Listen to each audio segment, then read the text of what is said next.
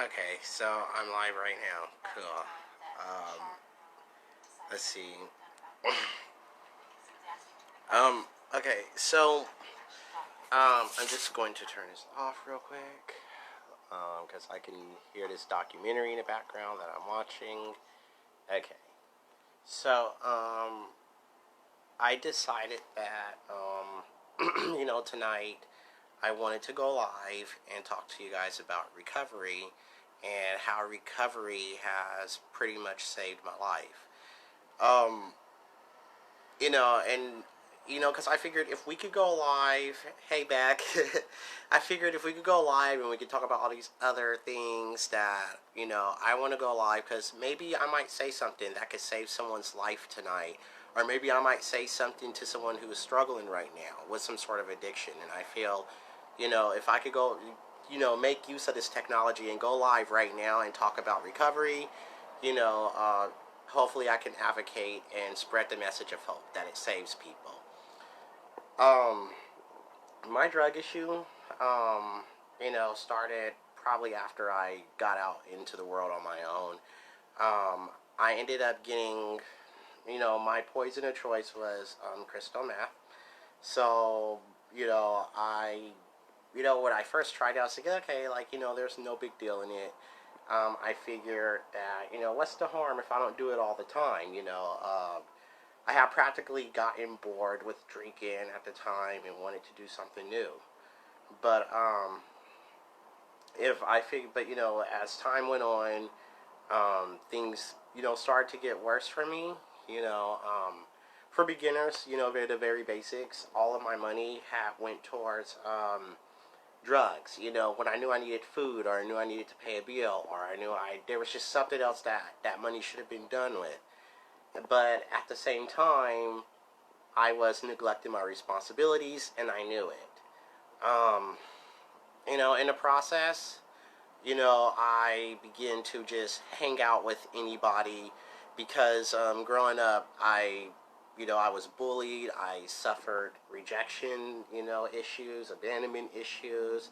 So, in my early stages of addiction, I started hanging out with anyone or at least anyone who had drugs, because they made me feel like, oh, I love you and I accept you. We're going to be friends, but it wasn't me who was friends with them and they weren't friends with me. Our addictions were the ones that were actually friends with each other. Um, you would think after being stolen from so many times, and the stupid shit I done, shit that I should have been in prison for, shit I should have been dead after doing, is stuff that I am still alive. I'm still here to tell you about, because realized that I totally realized, that it was just becoming bad. For the most part, I didn't even like who the fuck I was becoming, you know. So going back, maybe just a little bit farther, when I first moved to Oregon, I was escaping my California situation. My addiction and my partying had gotten so bad, I had lost my place in California. Um, and I thought, okay, if I come up here to Oregon and I can start over, my life will be better. Kicking an addiction is not that easy, and at the time, I wish I had told myself going to another state doesn't mean your demons won't follow you there, because what it did was I got a job, and at that job, I met some interesting people, and then when I got my paychecks, I was low key buying drugs. I was, you know, showing up to work, loaded, whether it be drunk, whether it be high, because I was just, I'm not going to lie, I'm not going to say the name of the place I worked at, but it was basically a corrupt place. It was, so I just kind of figured, I was like, oh shit, I think we're all doing some kind of dirt here, and and I don't think that was the case. I look back on it, some of them were, but not all of them were. And things have gotten pretty bad. So I moved to Eugene because shit just got bad at work, and I got tired of some of the people in the town. And you would think that I would, for someone who's had to move the third time already. Um, yeah, Renee, that I Yeah, back then I was, I was having battling an addiction. I didn't say anything because I didn't want to lose my job, but I wish I had said something because, I felt like at the time I would have gotten help. But it's just something I was like, don't say nothing to your coworkers, you want to get fired, then you go ahead and get fired. um, so I moved to Eugene and had cleaned up off of meth for a while. And Eugene is a college party town, so so the people I lived with, they loved to drink, and I was like, yeah, I love to drink, and I love to smoke weed, and I figured, okay, if I just have these two things, I'm not going to want to do anything else, and I was like, and this is a college town, so I'm very sure there aren't that going to be that many, users out there and whatnot. And now so now is I got in another job and it was at a video poker place. And lo and behold, where there's that kind of stuff, there are some interesting people. Um, I was doing well at the job, and once again I had let it get to my head that, I'm in control of this. I have control. I started picking up and using again. Uh, and at that time, I was, somewhat frustrated with myself because, and at that time, I was somewhat frustrated with myself because I was just thinking to myself, I'm like, you should know damn well that, a bag of dope is not a tip from a guest. You should know damn well that, this is going to catch up to you. Um, and eventually it did. I stopped smoking and because I wanted to feel a more intense rush. And like I said on this thread, I'm going to be honest. I'm going to be upfront. So I stopped smoking and I started shooting, because I just wanted a more intense high. And then I showed up to work, thought nothing of it, was just going about it casually. Um, I think that day there were some guests who knew what was going on or something, but I was kind of either I thought they were looking at me some type of way, or maybe I was kind of standing out like a sore thumb, But then over time I started to lose a shit ton of weight. People started talking. They were all like, "Hey, yeah, what's going on with your friend there? They're losing weight, or they just look like they haven't slept in days." Um, so because it was catching up with me, I did leave the job. When the manager called me and asked me about my liquor license, and then I blew up on her, threw a key at a supervisor, and just left, you know. So pretty much, um, it's progressed pretty bad, At that point, I was homeless. At that point, I really had nothing to my name, and and I kind of felt like I lost all my friends, or at least that's what was in my head. The one thing about drugs is drugs will feed you this delusion that people do not care about you. They'll feed you this delusion that all of your friends and all of everybody else has abandoned you. So what my addiction did was it made me push away all my friends, and my addiction became my only friend because I felt like no matter what I would do, no matter how much I did, that my addiction wouldn't judge me. Um, let's gonna fast forward a little bit. I moved into some tent city, and I wasn't happy with that. So I met some dude named Steve at this mission, and we started traveling around quite a bit in his truck. And from after I found what his choice was a drug was heroin, and I thought because we did different drugs that we were different people, he started to get on my nerves because I thought he was needy. I thought that I just thought that okay. I was like, what, dude, you're becoming too much for me. I'm done, and I started staying with another friend. Or he wasn't really a friend. He was some sociopath who just wouldn't let me leave. So I was even held captive at one point, and fast forward a little bit. push comes to shove, I waited until midnight and I left his house. Because I was just like, he's not gonna fucking get up in the middle of the night and chase me. Like, A, he's out of shape, and B, when he's passed out, he's like passed the fuck out. And I came up to Portland. I came up to Portland and hi James. I came up to Portland and I ended up getting into another, mission, and this time I was able to keep 3 years clean under my belt. And I was just at first I was just like, okay, this is cool. I got this. I can do this.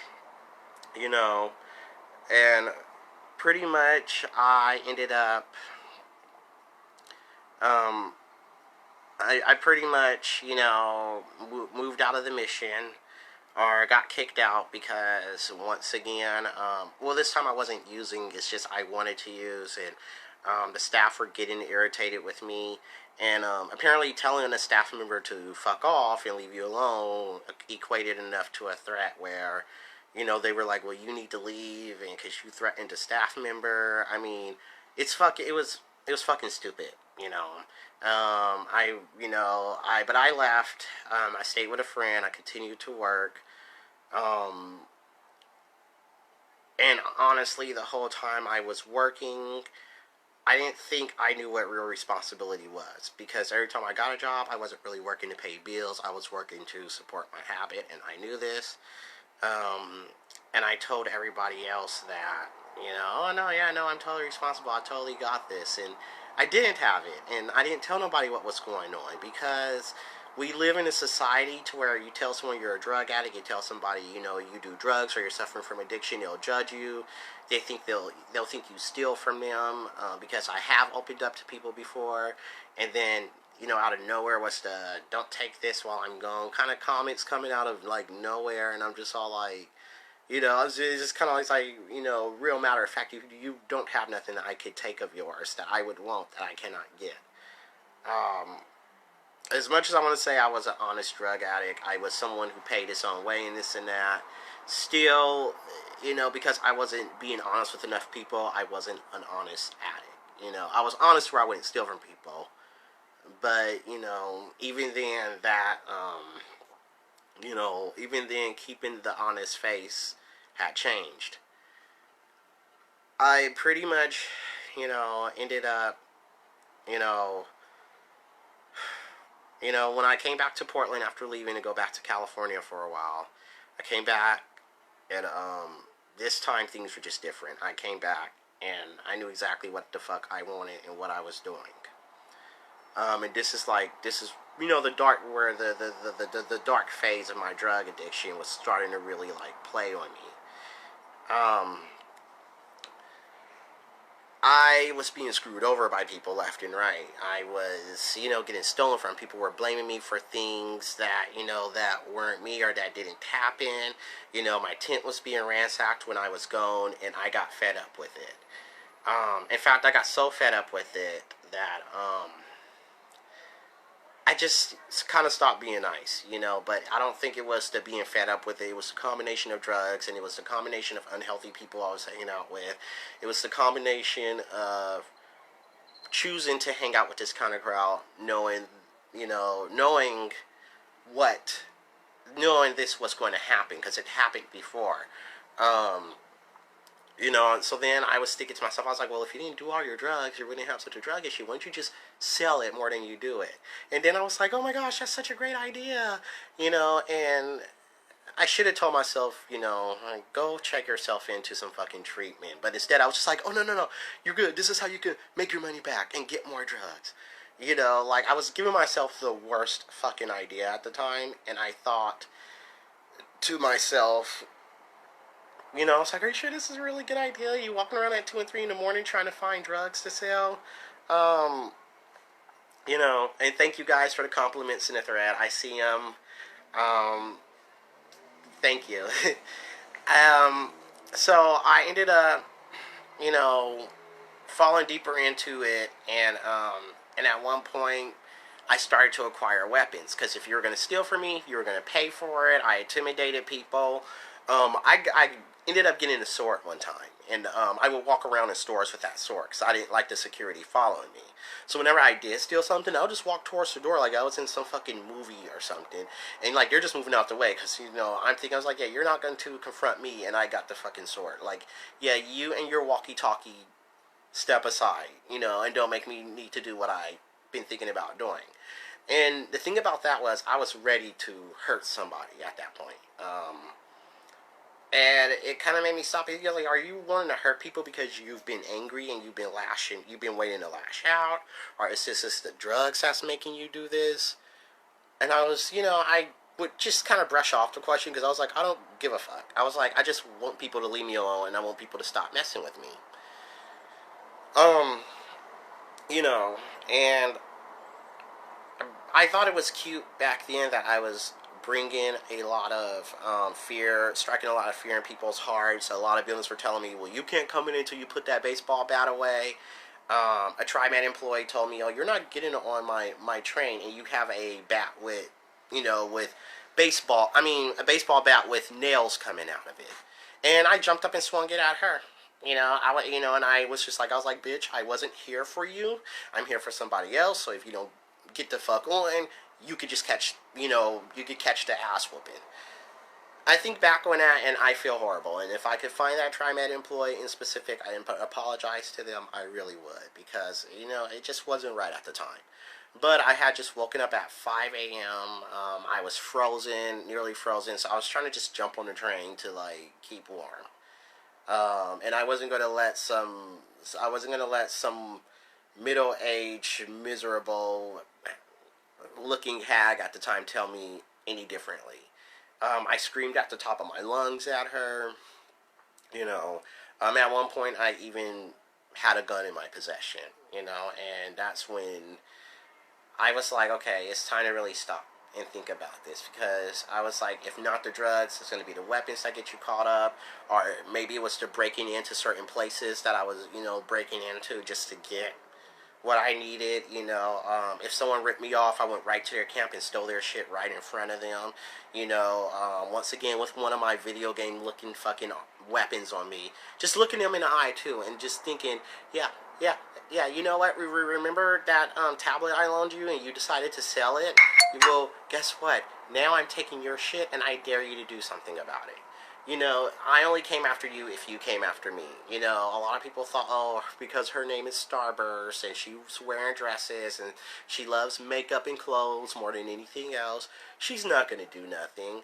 And I was like, yeah, you're right. I'm not going to do nothing that you know of. Me, on the other hand,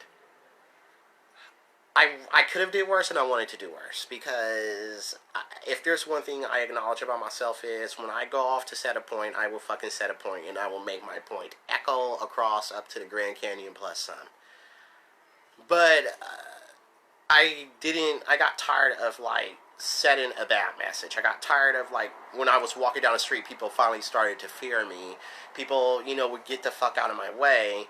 And then I was like, okay, well now I feel lonely. There's this sense of loneliness. A lot of people I was hanging out with were just not good people. They didn't care about me. Or at least again, that's how I felt. I hadn't talked to my family in goddamn near 2 years by this time. And it just got to the point to where like I got tired of being woken up by the city. Being told you can't have your things here, you can't be here. I got tired of people walking by my tent and saying things like, get a job, or you're a drug addict, and then I'm coming out of my fucking tent with a baseball bat asking them, what did you say? It was time to give myself a reality check. I was thinking, I was like, well, if you don't like being looked down upon like this, then why do you carry yourself that way? I had to remind myself of all of my accomplishments. It was like, you graduated high school, you published 2 books, you love to help people, you're smart, you're amazing. So why are you just settling for something like this? Why are you giving yourself way less than you deserve? Why are you giving yourself, this type of lifestyle, knowing that that's not why God created you, that's not why your mother gave birth to you, You know, I told myself, I was like, you know, you weren't born out here. You're not like a lot of these people who said they were born out here. Been out here since they were 14, 15. That shit breaks my heart when I hear it, because no one should have to be that comfortable with being on the streets. Um, I suffered a loss, you know. I myself almost OD'd and died at the gas station one night because I had put so much drugs in my body, and then I started to feel pain, and then I just bought a bunch of different painkillers, over the counter kind, and as I paid for them, I just immediately started ripping them all open, taking them one by one, two at a time, because I was in so much pain, I wanted it to stop, and I was like, if the leave doesn't stop it quicker, then maybe the Tylenol, but then let me throw some ibuprofen up in that bitch, and, just different things that I did not know, if you take too many of painkillers, you can, all I remember was my pulse had risen. I started to sweat, and then my breathing was slowing down at the same time. And I told the cashier before I dropped to the floor, call the ambulance. And I woke up in the hospital, and they had said, had no one said anything, I would have been, I would have been gone. I would have passed away probably, because when they got there, they said my breathing had almost completely stopped. And that scared me. It scared me. I was kept in the hospital for the rest of the night, and then they sent me the next day to a shelter to recover because I had nowhere else to go. Um, at that point, something had to change. There was nothing good going for me. There was no good coming out of it. And just months to that prior, I had four cops point four guns at me because um, somebody, I guess there was the same description as me, walking around in a dress, and he had stabbed somebody, and they thought it was me. And I mean, and that day, me and a couple of my friends from the cops just rolled up out of nowhere, and they fucking pointed all those guns at me. We thought I was gonna die. I thought I was gonna die. There were plenty of times where shit happened that I probably should have, died, and I didn't. And I started looking at the signs. And I just told myself, I was like, you're only going to get so many chances to get this right. I'm sorry, connection issues. Okay, so I guess I gotta try to keep it near wherever. But so pretty much, I think. So what had happened ultimately was I, decided it was time for me to stop pretending I could be successful while being a drug addict. It was time for me to stop pretending to be something I wasn't. I wasn't this street gangster I thought I was. Okay, I was like not. I was not pretty much anything that I was making myself out to be. Um, and I had tried to get into Hubert for several days. And one morning when they told me they had no room for me, I told them I wasn't leaving the building. I was like, you can't keep sending me out there into the world. It's a dangerous world out there for someone like me if I keep doing drugs. Um, I realized after so many suicide attempts, that there were people out there that really loved me. A week before I went in to get treatment, I was on top of a roof and I was ready to throw myself off of it. Um, but an angel spoke to me because there was a force that just wouldn't let me jump, even when I wanted to. And that same force had told me, even if you die, there's two things that the message told me was it doesn't make things better. It just eliminates the chances of things ever getting better. There is also, I have to stop to think about all the people who did love me, whether I wanted to acknowledge it or not. Even, and I was like, some of these people, I was like, but what about some of these people? I haven't talked to some of these people in forever or whatnot. And I told myself, I was like, yeah, but you have friends, and you have people who you bring a smile to. Like, just stuff I had to, like, tell myself. Stuff that I shouldn't have tried to hear from somebody else. Stuff I should have just seen within myself. Um, there were places that would employ me, even though I was fucking higher than a kite when most of the time I walked by them. And they would be like, hey, you want to sweep my parking lot today and I'll give you $20? I had friends in other towns who took care of me, knowing my issue. Um, what it all boiled down to was people were able to love me because I wasn't able to love myself. And a lot of them helped me, which is what helped save me. You know, those same people saved my life in one way or another, more than they could probably ever imagine. Because, um, you know, I'm very. Sometimes my judgment can get very clouded when I'm upset, and I stop and fail to think about, everything else that's going on. I fail to stop and think about, well, how do you think other people around you would feel? Like, my actions had not just consequences on me, they had consequences on the ones I loved. Um, Even before I went into Hooper, there was just a part of me that was fighting it, that was just kind of like, I don't want to do this. I shouldn't go there. I was like, so what if I like to do drugs? But there was another part of me that was like, no, it is a big deal.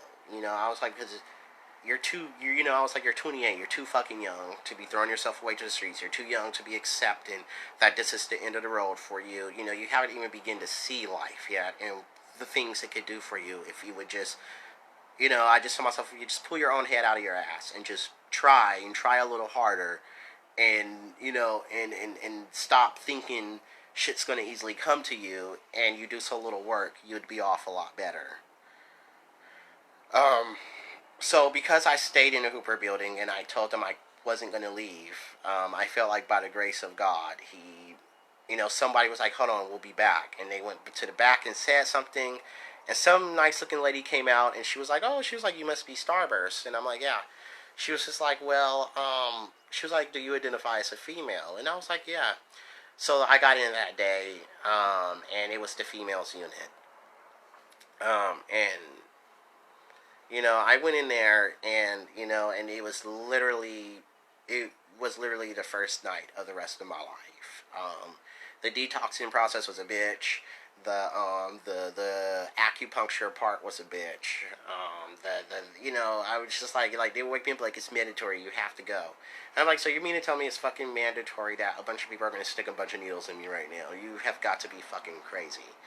So but I kind of complained while I was there, because I was like, man, I've been here for like fucking 10 days and they ain't let me go outside.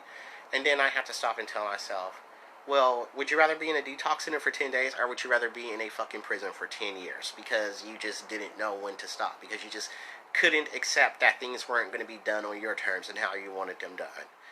So I had to buckle down, really. Before I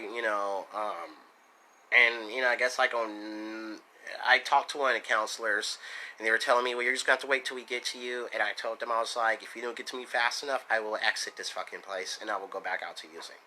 I told them, I was like, my recovery is not some wait list like some people, thought that my recovery was. I was at their doors every day. I was, asking them, what are the best programs you could get for me? Because my recovery meant so much to me. There were relationships I wanted to build, and they meant so much to me. And they told me, yeah, well, we're going to try to see if we can get you into the 8x8, which is the place I'm at right now. So before the manager of the 8x8 came to interview me, I had an interesting dream. I was at a cemetery, and I was looking at a headstone, and that headstone had my own name on it. My male name, Cornell. But for me, that was a very symbolic dream, because I wasn't burying me. I was burying all the ugly things about me.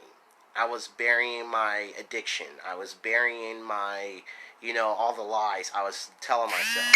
I was, I was burying, my all of my issues I was harboring towards people. And I felt like, I felt like a new me was being born. And as I walked away in that dream, I heard someone saying, Starburst, Starburst. And I woke up, and it was the lady, the manager of the 8x8. Her name's Tara, and she's fucking awesome. They interviewed me, and they told me, well, you could be here for a few more days because we got to get a room ready for you. And I was like, okay. I moved in that same day. I was told an hour later, strip your bed, you're going home. They didn't say you're moving into the program. They said you're going home, like as and you're not going back out into the streets. Um, and I cried. I went out into the I went outside and the sunshine felt great on me. Seeing people again, it felt great. Um, getting handed the keys to my own place that same day felt fucking amazing. It was something I didn't ever expect a pair of keys to hit my hands again. Um, the friends I've made here, it's fucking amazing. And and I realized that if I had died in the gas station that night, that there wouldn't have been no sun to touch me, and for me to be happy, there would be no keys in my hand. There would be no, none of that. So pretty much, I moved in, and my journey of recovery, it's still fresh. It's still there. Um, I'm still learning a lot about myself. I learn a lot about a lot of other people, and I'm learning what best ways do recovery work for me. Um, so pretty much since being in recovery, um, I have been able to deal. I've been able to deal with things a lot more efficiently and a lot much better fashion. I am transgender. I know some of you remember me as a male, but I am female now. It's and I know a lot of people ask me, when did you, I felt like this my whole life. It's a spiritual thing for me. It's not so much of a LGBT issue. It's more of a being true to myself, And in recovery, you got to be truthful to yourself and to others, And you got to trust yourself enough to know who you are. And I've come to the point where I've trusted myself enough to be sure that this is who I am. I've had some people tell me, "Oh, I'm calling you Cornell because that's who I know you as." But since I'm live, I'm going to tell you guys right now. If you should probably do me a favor and and for those of you who are wondering where the hell did you get Starburst from? I love outer space. I love planets. I love studying about them. A starburst means a supernova, and when I came out as trans, I felt like a supernova was born in my soul. Okay, so I know some people think, "Oh, did you choose it because of the candy?" I'm like, let's get real. The candy's not that fucking exciting, but it's fucking delicious, like yours truly. Okay, so anyway, it means supernova. It means, it means the birth of something new. You know, um, and it's just a name I stick by. I know some people don't like it. They're like, well, you gotta choose a better name. What about getting a job? Do you let me worry about that? Starburst is who I am because Starburst and the name and the way it's attached to me, it has actually a lot more of a meaning than just some goddamn candy. Okay, it has sentimental value meaning to me. So Starburst is who I am. You know, since being in recovery, I have been able to process my whole trans journey a lot better. But since being in recovery, most importantly, I've learned to be grateful. I found people and reached out to people who were friends with me, some of these people never used a day in their life, and they knew very much about me and my usage. But some of those people still gave me jobs. Some of those same people still gave me food, still gave me clothes, still gave me money, still did shit for me. We both knew that they didn't have to. There was nothing tying them to do that. Those same people I reached out to, and I thanked them, and I told them had they not loved me and been there for me when they have, then I probably would not have changed. Because when you're on the streets and and you're higher than Bill Gates' income, more times than not, you're you're subject to judgment. You're subject to people grabbing your purses as they're walking by you, and you putting yourself out there for so much criticism, and but there's always those few people who may not understand addiction and its process, but those same people um, have always reached out and been like, look, I'm not interested in judging a person. I'm interested in, in the fact that they could be someone nice. And, so a lot of those people helped me quit. One of my favorite places, I'm going to give them a shout out, is Sisters of the Road.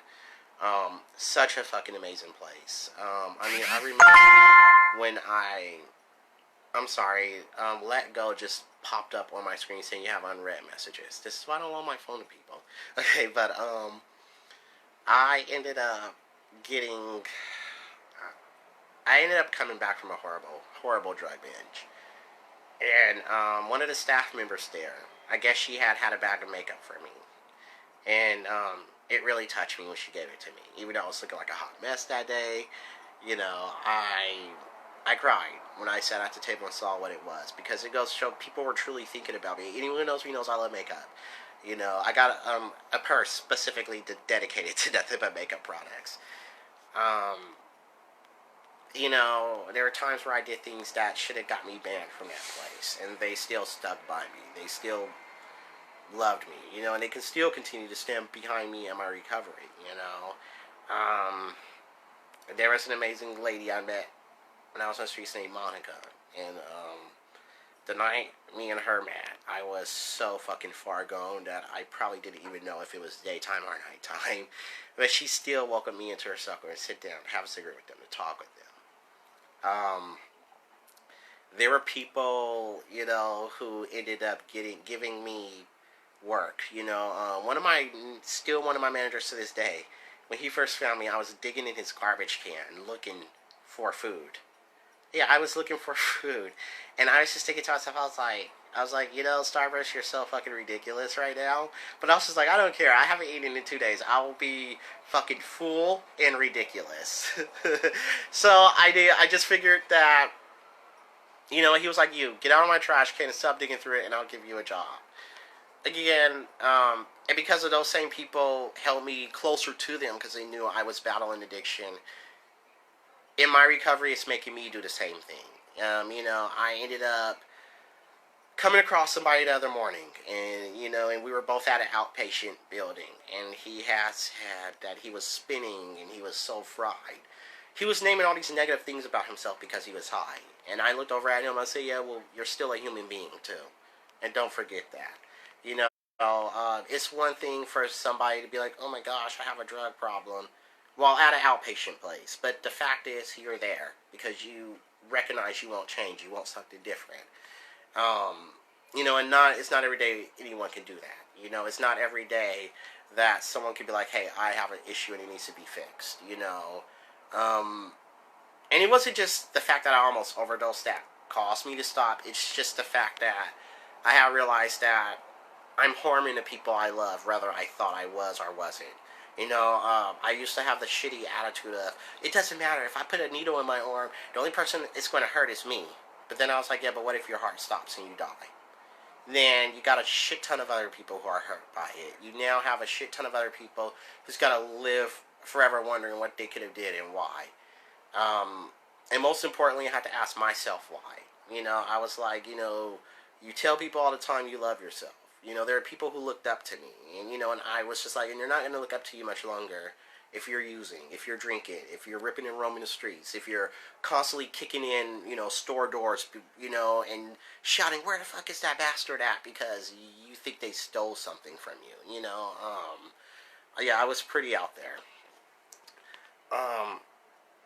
And mainly I wanted to get clean for me, because I want to help people who are struggling with addiction. I want to be a drug and alcohol counselor someday.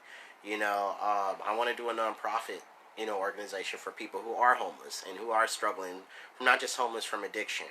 Since being in recovery, I've been going to counseling. I go to counseling twice a month now, because if I don't work on my mental health while in recovery, I'm going to relapse. I'm bound to do it. So if I really pinpoint and keep myself buckled down and really identify what's going on, then it'll help me recover. It doesn't just take going to rehab and moving in and admitting to yourself, hey, maybe I have a problem. It really takes, it's the recognition that's just that's just pretty much the addiction. It's the realizing you have an addiction problem. That's like the paper. Now you got to draw the picture of what's wrong and what's going on.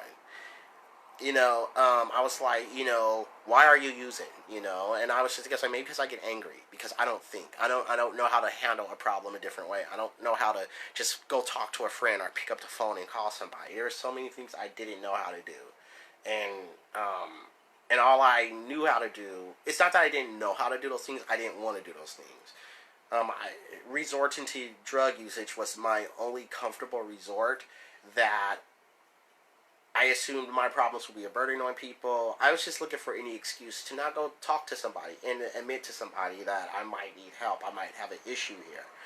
I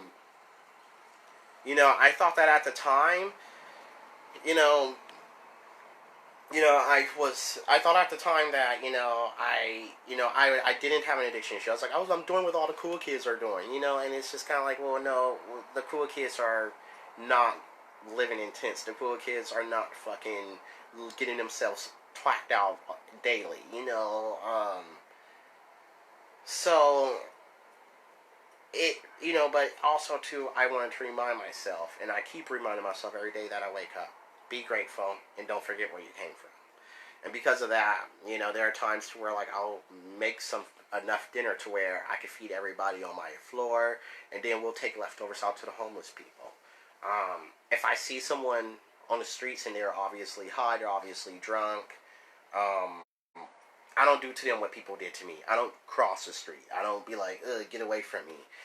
Um, those are people I embrace, and those are people that I remind daily that, you're still a human being, and, there are people who love you and care about you.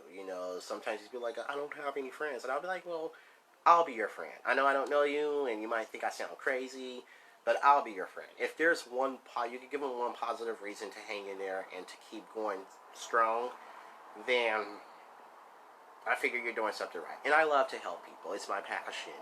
And the reason why I want to become a drug and alcohol counselor one day is because I want to take a different approach to things. I want to tell somebody that don't be ashamed of the fact that you have an addiction.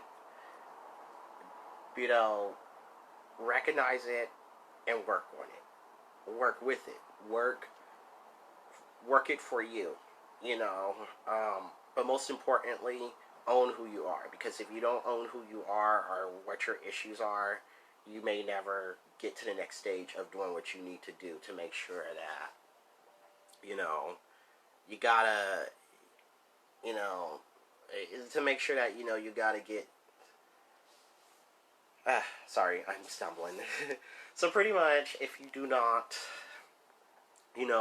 recognize your issues, your flaws, as well as you can recognize your accomplishments, progress in your life is just totally not possible. Someone the other night asked me if we were out on the balcony having a smoke and talking, and I admitted that I have psychopath tendencies when I get mad. And he thought I was glorifying that, and I told him it's not something I'm saying it like I'm proud of. As part of my recovery, I take on a new approach to where I gotta be honest about myself, all the good things and all the bad things. And, and if all of the bad things that I'm doing, I have to recognize that because I'm in counseling now. And if I recognize it, then I can start recognizing ways to work on it, ways to change it, ways to,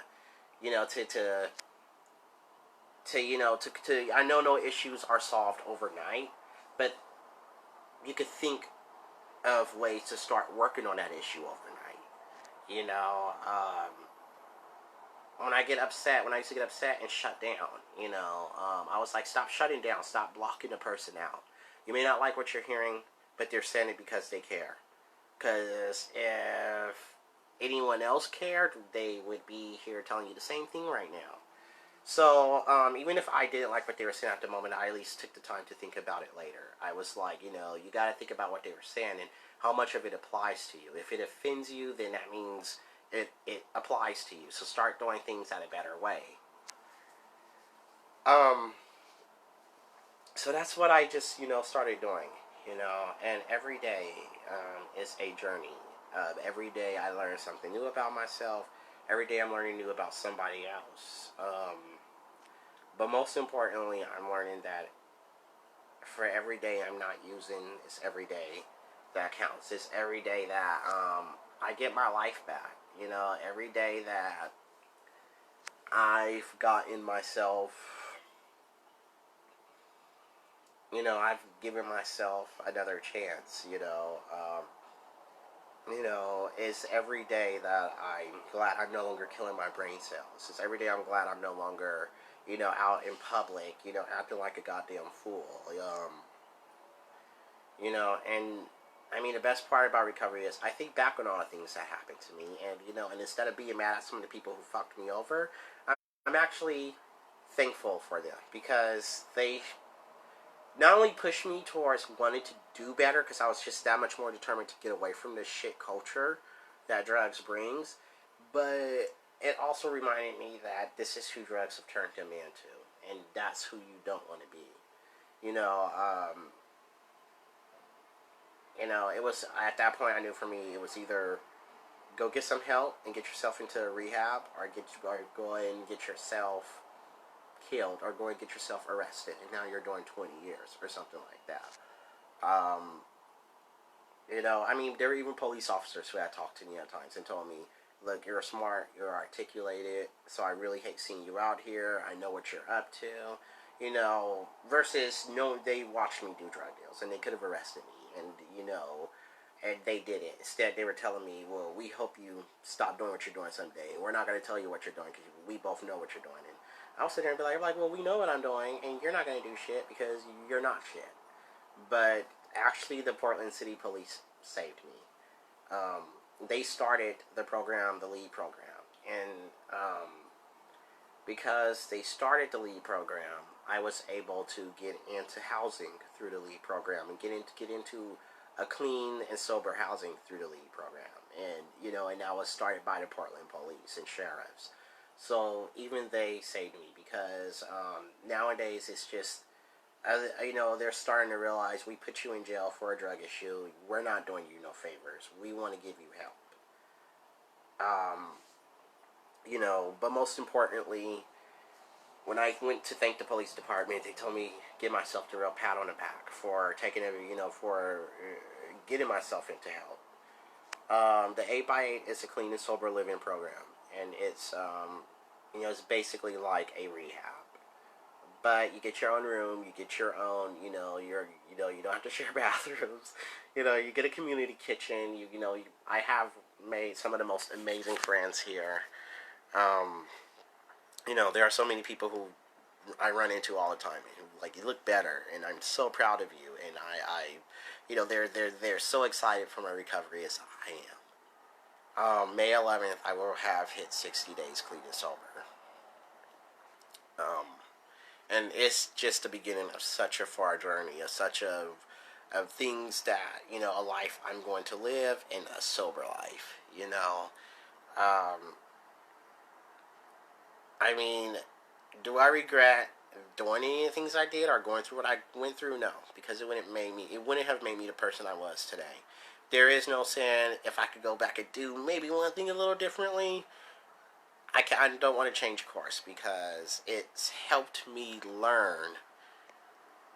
It helped me learn a lot. Being out on the streets, having a strong addiction issue, I've learned a lot about myself and about people, and about how desperate some people can get. But most importantly, I've learned to love myself. I've learned to, you know, I stopped using the words like junkie and tweaker, and I stopped calling people that because it's just like those people still have feelings, and you don't have a fucking idea of what they're going through. So who are you to cast an opinion on them when you were one of them not too long ago? I'm trying to remind myself that, and not trying to. I'm reminding myself that right now. You know, people like that need the love, and they need the hand to reach out to help them more than they need the criticism. The stares, the looks. I know it because I've experienced it. Um, you know. So recovery is working for me because ultimately it's helped me reestablish a connection with my higher power. It's helped me give back so much, to the community and to people I love. It's helped me in so many ways. I could go at it all day, but overall it's helped me be find a place to stay for now so I could get my life together. It helped me rediscover my visions. I want to go to school and I want to be a lawyer. And if I can't, and if not, I'm considering switching my career, choice into being a drug and alcohol counselor, for those who are struggling, and where I want to tell my clients that, whether you feel you have an addiction or not, whether you feel you have an addiction issue or not, still there's an issue there. And we all have our own issues we go through. Do you show me a man who's perfect, I'm going to show you a liar, Um, getting clean and sober made me realize that we make mistakes, and it is totally okay. That no one can judge you for those mistakes, and no one can take that away from you or, throw things in your face, because the difference between you and them is that you fucking survived a battle and you lived to tell the tale. Not everybody gets that. Some people, it's either prison or death, and who knows. Me, I got out of it because I feel like the hand of God touched me and woke me up. It dragged me out of this ugly spell I was in. But most importantly, I keep the strong message of don't forget where you came from. Just because I'm not sleeping on the sidewalk no more doesn't mean I need to look at someone else disgustingly when they're sleeping on the sidewalk. Those same people, I've turned around and given $1 to, or I've given them a pair of socks, or given them food, or I've given them, or just even said hi to them.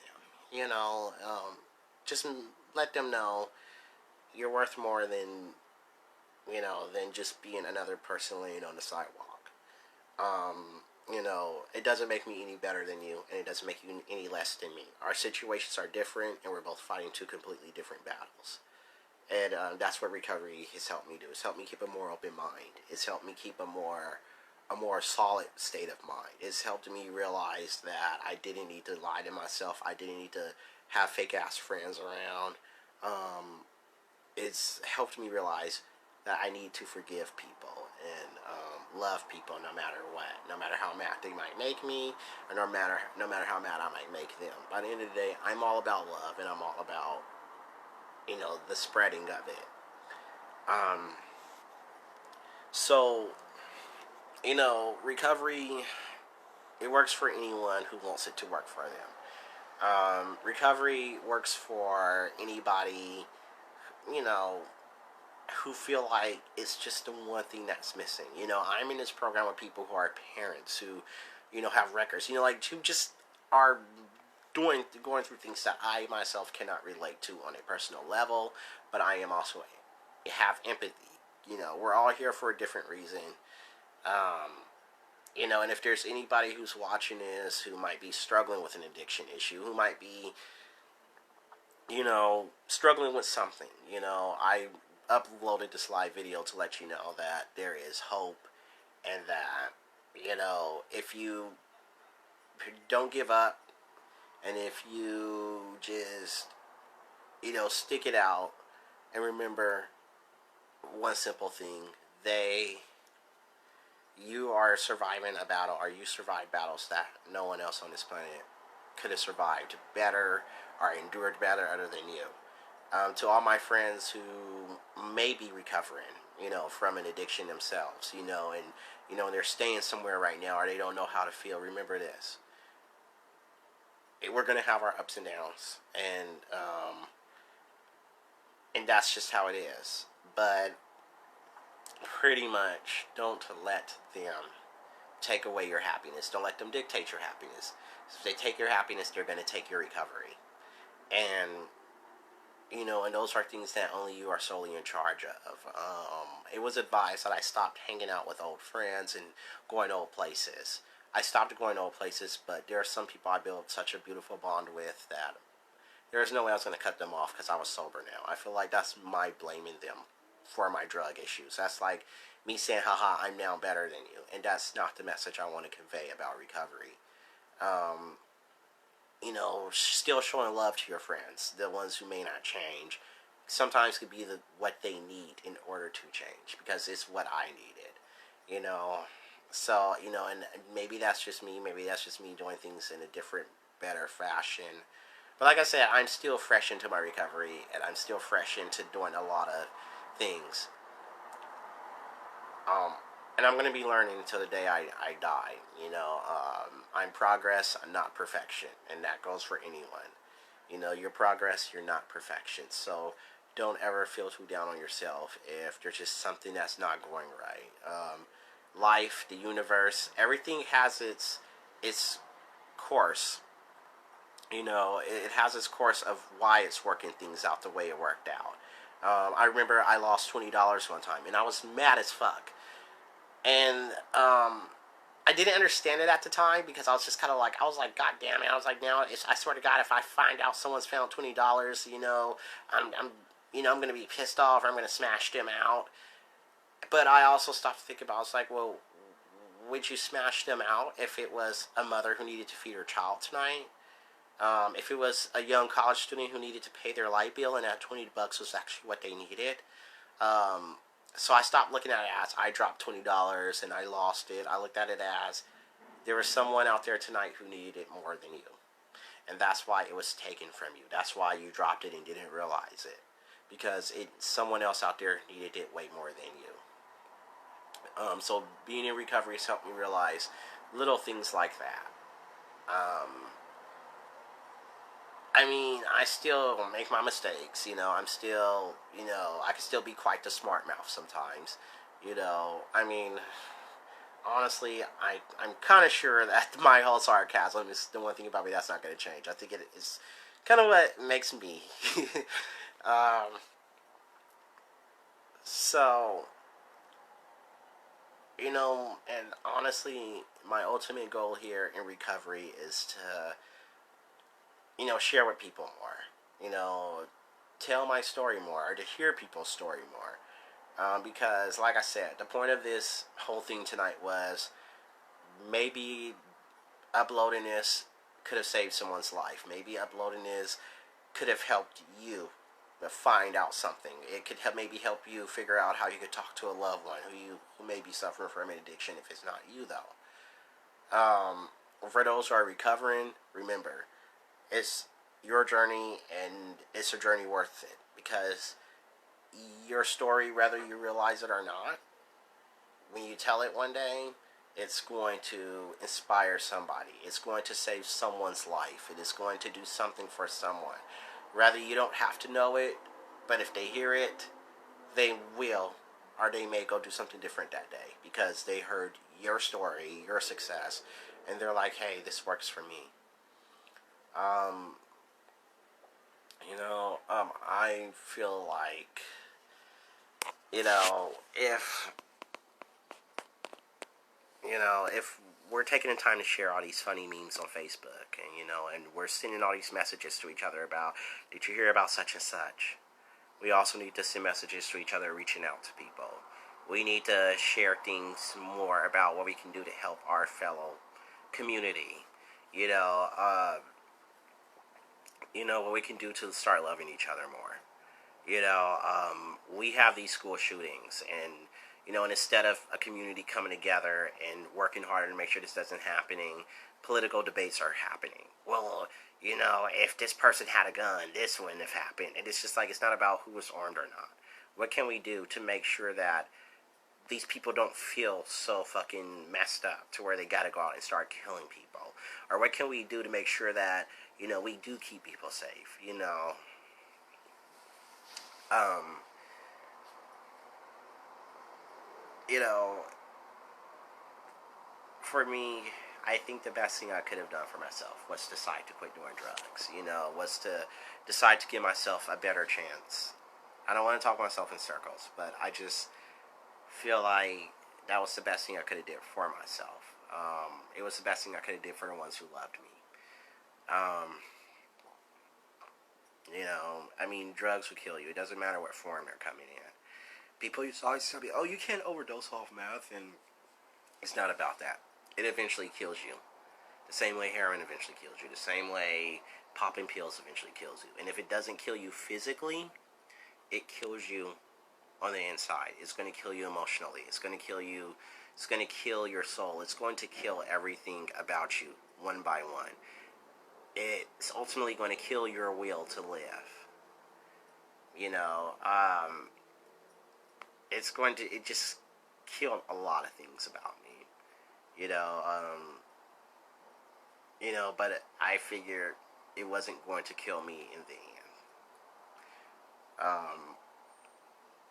It wasn't an easy decision for me to just be like, I'm done with drugs. To this day, sometimes I still need help. To this day, I still think to myself, man, if I could just go out right now and get loaded, and then I just tell myself, maybe you need to take a nap, maybe you need to go on a walk, maybe you need to eat something. But if my mind is focused on relapsing, then I'm telling myself, you're in your head right now. Get the fuck out your head and go do some community service. Get out your head and go do something else different today. So, and again, for those who are not going through, maybe a recovery or an addiction, but someone who is, my advice to you, love them. Be there for them. Don't care what other people think. When they see you, that you're being nice or you're being sympathetic, they're like, oh, why are you helping the alcoholic? Or you don't even gotta give them an answer. You can just tell them to mind their fucking business. Because love is what will help a person come to the other side. It will help them put down the drugs, and it will help them realize that if someone loves me enough, and there are people who love me enough, I want to start loving myself enough to where I can stop doing this to myself. Pushing someone away, saying you want nothing to do with them, not having anything to do with them because of their using or their addiction issues or some past bullshit drama you had with them. Life is too short for all of that. It's too short to think you're better than someone, or to think you know better, or to place your egos above your friendships. Life is not a look at me, whose pillar is higher. We need to reconnect with the morals that this world once carried. We need to remember who these people were before they became addicts or alcoholics, and and why we loved them and why we still do love them. Telling someone I love you, but until you get your shit together, I'm not fucking with you. That's not the way we should be going about it. And I know because I used to go about it that way. And some of those people were gone. Like, never got a chance to speak to them again. So life is too short to be given ultimatums. It's too short to not love someone, even when you have every reason not to love them. It's too short to to just throw away because and I'm not just talking about drugs. I'm talking about things that are like, well, if you have an opinion that's different than mine, I'm not gonna sit there and tell you, oh, well, I can't fuck with you because you don't think like me, or I can't fuck with you because I'm sober now and you're not. People who are different from me are people I embrace because I wanted to be embraced. And like I said, there are people who loved me and who were kind to me even while I was using. And like I said, they loved me because I didn't love myself. And now I'm passing that on. I'm loving other people even when they don't feel loved. There are some people who are quite interesting characters, and people look at me like, why are you talking to that person? Yeah, don't you know they're high? And I'm just kind of like, well, yeah, but also too, can't you tell? I'm glad you could tell they're high, but can't you also tell that maybe they need some of that human attention? They need a friend. Maybe if they felt more accepted and less glared at and less, ostracized, that maybe tomorrow they may not be using because they finally feel like someone cares enough about me, or I can finally say I care enough about someone else to stop using. But it all depends on them. And even though people are grown and going to do what they're going to do by the end of the day, by the end of the day, I'm still going to love those same people. You know, and let them know that at last I'm concerned if, you know, we all bleed the same thing by the end of the day. You know, so there's no reason for me to push you away. And now I'm giving you another issue on top of another issue. You know, it's a complicated journey. And so this is how I wanted to celebrate my 60 days, by telling you guys what recovery has done for me so far and how it's changed me. And I know I'm gonna rock it and get another fucking 60 days logged in. You know, get another, you know, I don't know, you know. But it's not about keeping track of the days. It's about knowing that my life got better. It's about knowing that things got better. It's about knowing that I can have fun now and I don't need drugs or alcohol to do it. You know, so thank you for those of you who tuned in, and thank you for the loving messages you sent. For those of you who are just coming in last minute, you can watch this video from the beginning. I hope someone might have gotten something out of it, because like I said, my goal here tonight was to maybe share this with your friends, because it could probably save someone's life. And that's my goal. So, you know, love everyone, even your enemies. You know, don't criticize them. Pray for them. You know, because they're the ones who need it the most. Okay, so also too, I got a shit ton of clothes right now, and I know some of them's got to be hung up. So I got to get to Target, and you know, and blah blah. So thank you guys again. Watch it, leave comments. I saw some of the other comments. I gotta go back and look through them. But thank you for those of you who showed comments of kindness and support. I love you all. Alright, thank you.